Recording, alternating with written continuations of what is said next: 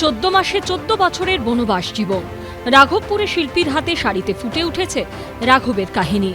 রামচন্দ্রের বনবাস জীবনের কাহিনী ফুটে উঠেছে এই শাড়িতে। শিল্পী কাজ শেষ করেছেন 14 মাসে।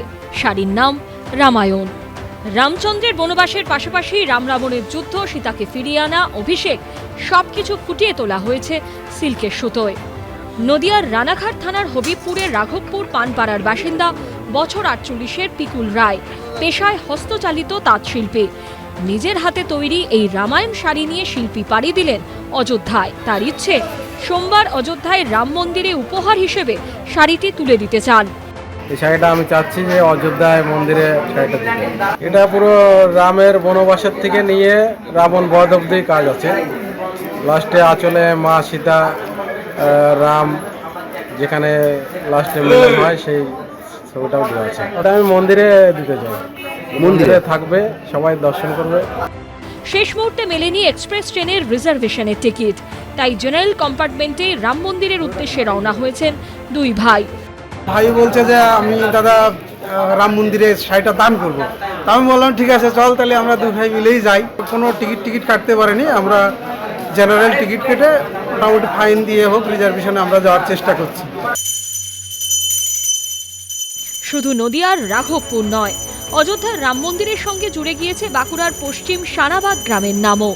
গ্রামের একটি পাড়ার নাম রামপাড়া। পাড়ার কুলদেবতা রাম। শুধু তাই নয়, এই পাড়ায় যে পুরুষেরা বসবাস করেন তাদের সকলের নামেই জুড়ে রয়েছে রাম নাম। কারোর নাম রামরতন, কেউ রাম কানাই, তো কারোর নাম রামময়। আমাদের সব কিছুতেই রাম। রাম ছাড়া আমাদের কোনো কিছু উপায় নেই। আমাদের মানে জন্মাতেও রাম, আবার মরণেও রাম।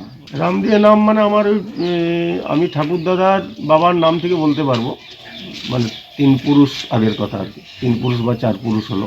রিসেন্টটা আনুমানিক 250-300 বছর ধরে চলছে এটা। রামের সাথে সম্পর্ক আমাদের অঙ্গাঙ্গিভাবে জড়িত আছে।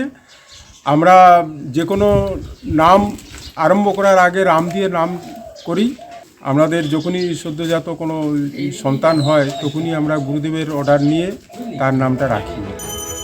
এলাকার বাসিন্দাদের দাবি, প্রায় 250 বছর ধরে এভাবেই পশ্চিম সানাবাদ গ্রামের সঙ্গে জুড়ে আছে রাম নাম। অযোধ্যায় রাম মন্দির উদ্বোধন ঘিরে স্বাভাবিকভাবেই উৎসাহিত গ্রামের মানুষ। সুজিত মণ্ডল ও পূর্ণেন্দু সিংহের রিপোর্ট, এবিপি আনন্দ।